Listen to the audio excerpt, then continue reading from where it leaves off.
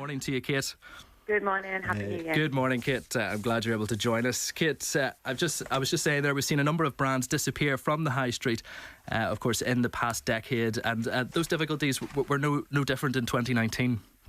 That's absolutely right. We've seen further decline in the state of retail. A lot of people originally in the decade, I believe, thought that perhaps it was a move to online shopping, and that was just a replacement of traditional bricks and mortar retail. But as we've dug deeper over the decade, we know that's absolutely not the case.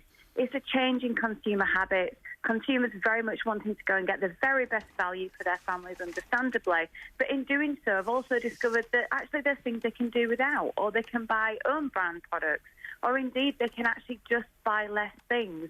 And we've seen the rise of experience spending, which includes food and beverage, and the drop of things particularly like fast fashion. It's a very changing marketplace, and although I want to be all good news for 2020, I think we've got to accept we're going to see further brand names unfortunately start to depart from the high streets in this decade too.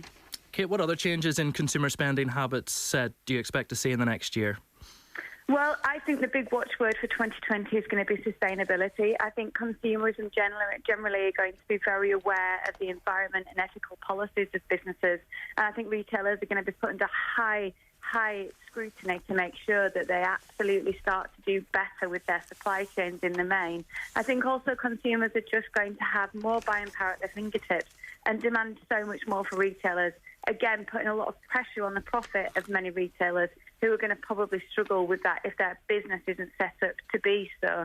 So what you might start to see is, although some brands might survive, they might reduce in terms of the huge sectors they've been involved in where they've been very general retailers and start to specify and cut down. An example of that being M&S, who very much started to move towards their food positioning. OK, Kate Hardcastle, thank you very much indeed.